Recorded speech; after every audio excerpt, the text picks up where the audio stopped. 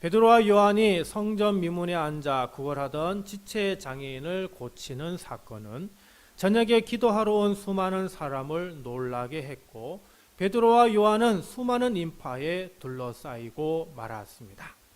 베드로가 고친 장애인은 태어날 때부터 걷지 못했고, 그의 나이 40이 넘어서까지 단 한 번도 걸어본 적이 없었습니다. 이 장애인은 성전을 오고 가는 사람들은 누구나 다 아는 평생 지체 장애인으로 살면서 성전에서 구걸하던 인물이었습니다. 그런데 베드로가 손을 잡아 일으키니 놀라운 기적이 일어난 겁니다. 일어섰을 뿐만 아니라 걷기도 하고 뛰기도 하였습니다. 일어나 있는 것도 경험하지 못했고, 걷는 것도 알지 못했고, 뛰는 것도 배우지 못한 사람이 일순간에 이 모든 것을 행하였던 겁니다. 율법에 따라 장애인은 성전에 들어갈 수 없었습니다. 그래서 항상 성전을 바라볼 뿐 들어가지 못하고 언제나 성전 밖에 있었던 이 사람은 베드로와 요한과 함께 성전 안에 들어가게 됩니다. 그리고 이 성전 안에서 기쁨을 감추지 못하고 하나님께 찬양하며 또다시 뛰기까지 합니다. 성전에 기도하러 왔던 수많은 유대인은 이 광경을 보고 놀라지 않을 수 없었고, 장애인을 고친 베드로와 요한을 둘러싸지 않을 수 없었던 겁니다. 이때 베드로는 지금 일어난 기적에 관한 이야기를 해야 함을 깨닫고 유대인들 앞에 서게 됩니다. 바로 그 말씀이 오늘 우리에게 주신 하나님의 말씀입니다. 오늘을 살아가는 우리는 믿음 생활하면서 여러 다양한 기적을 경험합니다.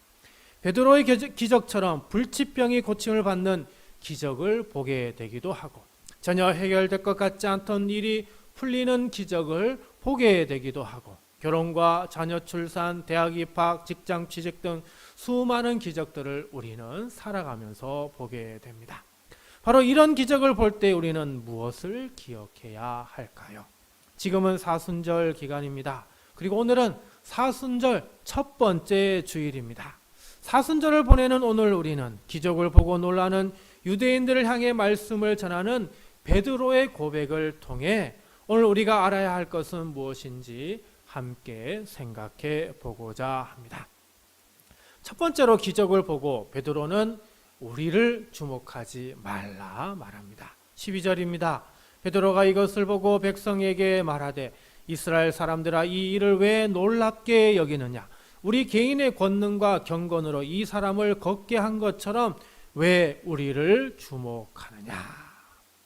베드로 주위로 몰려온 사람들은 지금의 이 기적, 지체 장애인이 보통의 사람처럼 고침을 받아 일어서고 걷고 뛰게 할 수 있는 그 이 기적이 도대체 베드로와 요한에게 어떤 권한과 능력이 있기에 이런 일이 일어났는지 궁금해하고 있었습니다. 바로 그 문제를 풀어주는 말씀이 12절인 것이죠. 베드로는 자기가 무슨 권능이나 경건이 있어서 이 장애인을 고친 것이 아니므로 나를 주목하지 말라 말합니다. 그러면 누가 고쳤다는 것일까요? 16절입니다. 그 이름을 믿음으로 그 이름이 너희가 보고 아는 이 사람을 성하게 하였나니 예수로 말미암아 난 믿음이 너희 모든 사람 앞에서 이같이 완전히 낫게 하였느니라. 그 이름이 고쳤다고 합니다. 그 이름이 누구라고요?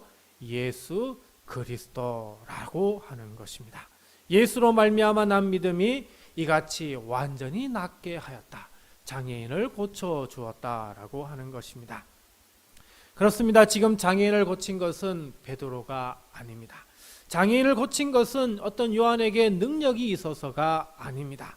장애인이 일어나 걷고 뛸 수 있는 것은 사도들의 경건의 능력이 있어서도 아닙니다. 장애인이 치유받은 기적은 오로지 예수 그리스도 그 이름 때문인 것입니다. 예수님의 그 이름이 이 장애인을 고쳤고 깨끗하게 하였고 말끔히 치유한 것입니다. 예수로 말미암아 난 믿음이 너희 모든 사람 유대인 앞에서 이같이 완전히 낫게 하였다. 이것이 바로 베드로의 고백입니다. 베드로의 이런 고백은 놀라운 고백이 아닐 수 없습니다. 왜냐하면 자기 자신을 드러낼 수 있는 절호의 기회였기 때문입니다. 예수님을 대신하여 치유의 기적을 일으켰고 한 번 설교로 3,000명을 회심하는 놀라운 말씀을 이루었기 때문입니다. 베드로가 자신을 드러내기만 하면 수많은 사람을 제자로 삼고 그 사람들 위에 높이 설 수 있는 절호의 기회였습니다. 그러나 베드로는 알았습니다. 이 모든 영광은 자기가 누려야 되는 것이 아니라고 하는 것을. 이 모든 영광은 오로지 예수 그리스도 그 이름에 올려드려야 한다는 그 사실을 베드로는 잘 알고 있었던 것입니다. 가끔 유튜브로 통해 대형교회 목사님, 설교로 이름난 목사님, 부흥회를 인도하는 목사님들의 그 설교를 들으면서 실망할 때가 한두 번이 아닙니다. 예수님의 이름이 아니라 자기 자신의 이름을 드러내기 때문입니다. 자기 이름을 내세우는 분들이 목회하는 교회에서 신앙생활하는 분들이 정말 바른 신앙을 가질 수 있을지 의심이 됩니다. 저는 우리 교회가 앞으로 성장해 나갈 때 예수 그리스도 중심의 교회로, 또 성경 중심의 교회로, 기도 중심의 교회로 세워지길 원합니다. 그래서 교회 이름이 뭐라고요? 성경의 성, 기도의 도를 합쳐 성도교회입니다. 우리 사랑하는 성도 여러분, 우리는 신앙생활하면서 우리의 자리에서 우리의 이름을 드러내기 위해 너무 힘쓰고 애쓰고 노력하지 마십시오. 우리의 이름이 높아지려 할 때마다 우리의 이름에 주목하려 하지 마십시오. 우리는 우리의 이름을 높이려 하는 것이 아니라 도리어 우리 주님의 이름을 영화롭게 해야 합니다. 우리가 주님께 영광 돌릴 때 하나님께서 우리의 이름을 높여주십니다. 창세기 12장 2절입니다. 내가 너로 큰 민족을 이루고 내게 복을 주어 내 이름을 창대하게 하리니 너는 복이 될지라. 하나님을 믿고 하나님의 말씀에 순종한 아브라함은 자기 이름을 높이려 하기보다는 그저 하나님의 이름을 높이려 하였습니다. 그럴 때 하나님께서 어떻게 해요? 아브라함에게 복을 주시고 아브라함의 그 이름을 창대케 하여 주시겠다 말씀하셨고 그 말씀은 이루어졌고 성취되었습니다. 오늘 우리도 우리 주님의 이름을 높일 때 하나님은 우리에게 복을 주시고 우리의 이름을 드높여 주시는 것입니다. 그러므로 사랑하는 성도 여러분, 우리 자신의 이름에 주목하기보다 우리 주님의 이름에 주목하고 우리 주님의 이름을 높이 올리는 그런 믿음의 삶을 살아가야 하겠습니다. 두 번째로 우리는 기적을 보고도 생명의 주를 죽이는 그런 잘못을 저질러서는 아니 됩니다. 13절입니다. 아브라함과 이삭과 야곱의 하나님 곧 우리 조상의 하나님이 그의 종 예수를 영화롭게 하셨느니라. 너희가 그를 넘겨주고 빌라도가 놓아주기로 결의한 것을 너희가 그 앞에서 거부하였으니. 자, 하나님은 그의 종 예수님을 영화롭게 하셨다 이렇게 베드로는 고백합니다. 여기에서 예수님을 그의 종, 즉 하나님의 종이라 표현했는데 보통 우리가 알고 있는 노예, 종으로 사용되는 헬라어 단어는 둘로스라는 단어입니다. 근데 오늘 본문에서 사용한 단어는 둘로스라고 하는 단어가 아니라 파이스라고 하는 단어입니다. 이 파이스는 종의 뜻도 있지만은 그러나 어린 자, 아이, 아들, 소자 이런 뜻이 담겨져 있습니다. 저는 오늘 본문에서 해석은 종으로 보기보다는 아들, 소자, 어린 자 이렇게 해석하는 것이 더 타당하다고 생각합니다. 어쨌든 하나님께서 그의 아들 예수님을 어떻게 하셨다고요? 영화롭게 하셨다는 겁니다. 영화롭게 하셨다는 것은 하나님의 권능을 주셨다라고 하는 것입니다. 이 세상에 인간의 몸으로 태어나신 예수님에게 신적 권능을 부여하셨다라고 하는 것이죠. 그런데 이런 예수님을 너희가, 바로 유대인이 예수님을 죽이려고 빌라도에게 넘겨주었다는 것입니다. 빌라도는 예수님을 신문한 끝에 혐의가 없으니 놓아주려 했지만 너희들 유대인의 예수님을 놓아주는 걸 거부했다는 겁니다. 14절입니다. 너희가 거룩하고 의로운 일을 거부하고 도리어 살인한 사람을 놓아주기를 구하여. 심지어는 거룩하고 의로운 이 예수님이죠. 이 예수님은 거부했고 오히려 살인한 사람을 놓아주었다는 것입니다. 여러분, 살인한 사람 누구입니까? 그 사람의 이름은 바라바입니다. 이 바라바는 마태복음, 마가복음, 누가복음, 요한복음 모든 복음서에 동일하게 기록되어져 있습니다.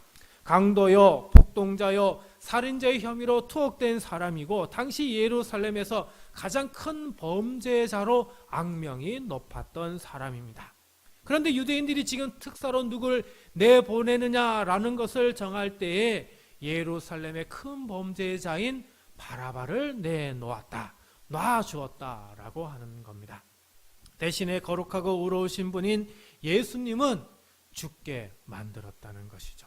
이런 짓을 누가 했다는 거예요? 너희, 즉 유대인들이라는 겁니다. 그래서 15절입니다. 생명의 주를 죽였도다. 그러나 하나님이 죽은 자 가운데서 그를 살리셨으니 우리가 이 일의 증인이라. 유대인 너희가 생명의 주를 죽였지만 하나님께서 그를 어떻게 하셨다고요? 살리셨다라는 겁니다. 이 세상을 창조하신 하나님께서, 우리 사람을 만드신 하나님께서 유대인이 죽인 예수님을, 사람이 죽인 하나님의 아들을 다시 살리셨습니다. 하나님에게 죽은 자를 살리는 일은 쉬운 일일까요? 아니면 어려운 일일까요? 쉬운 일입니다. 전혀 어려운 일이 아닙니다. 예수님도 인간의 몸으로 계실 때 여러 명의 사람을 살리지 않으셨습니까? 그런데 전능하신 하나님께서 예수님을 살리시는 것, 그게 그렇게 어려운 일이겠습니까? 그런데 이것을 누가 보았다는 겁니까? 베드로와 요한이 보았다는 겁니다. 그래서 자신들이 증인이라고 당당하게 지금 말하고 있는 겁니다. 사랑하는 성도 여러분, 이처럼 우리는 예수 그리스도를 당당하게 말할 수 있어야 합니다. 우리를 치료하시는 예수님, 우리의 죄를 용서해 주시는 예수님, 우리의 생명을 살려주시는 예수님, 우리를 구원하시는 예수님을 오늘 우리도 베드로와 요한처럼 증인할 수 있어야 합니다. 그런데 우리가 신앙생활하면서 예수님의 증인은 되지 못할 망정 예수님을 다시 죽음으로 내모는 잘못을 저질러서는 아니 됩니다. 유대인들은 예수님을 죽음으로 내몰았습니다. 예수님의 말씀을 듣고 예수님의 치유 기적을 보았음에도 불구하고 예수님을 메시아로 인정할 수 없다며 예수님을 십자가로 내몰았습니다. 이것은 유대인들에게만 해당하는 말이 절대 아닙니다. 이것은 오늘 우리에게도 적용되는 말입니다. 그저 교회에 나와서 예배 드린다고 해서 예수님을 잘 믿는다는 것은 아닙니다. 도리어 교회에 나와서 예수님을 외면하고 있는지도 모르지요. 우리는 항상 예수님을 부인하지 않도록, 예수님을 외면하지 않도록 우리 자신의 신앙을 점검하며 되돌아보아야 합니다. 17절입니다. 형제들아, 너희가 알지 못하여서 그러하였으며 너희 관리들도 그리한 줄 아노라. 그렇습니다. 사람이 알지 못해서 예수님을 부인하고 죽인 겁니다. 유대인들이 이것을 알지 못했기 때문에 예수님을 부인하고 죽였던 것이죠. 하지만 알지 못해 죽였다고 해서 죄가 없는 것은 아닙니다. 알지 못하고 죽여도 죄는 죄. 그래서 예수님의 죽음과 그리고 예수님의 그 죽음을 통해서 우리의 죄를 용서해 주신 그 놀라운 사건은 우리에게 너무나 크고 중요한 일인 것입니다. 사랑하는 성도 여러분, 예수님은 우리를 위해 돌아가셨습니다. 그런데 우리의 믿음이, 우리의 신앙적 삶이 예수님을 또 십자가로 내모는 그런 삶이어서는 절대 아니 됩니다. 예수님께서 십자가에 달려 돌아가시고 다시 살아나신 기적을 믿는다면 우리는 예수님을 부인해서는 아니 됩니다. 예수님의 죽음과 부활을 믿는다면 우리는 더 이상 예수님을 죽이는 것이 아니라 우리 안에 예수님이 살아 숨쉬도록 해야 하는 것입니다. 사랑하는 성도 여러분, 예수님을 2번 죽이는 자가 되지 마시고 예수님을 내 안에 살리어 새롭게 되는 멋진 날을 살아갈 수 있길 간절히 바랍니다.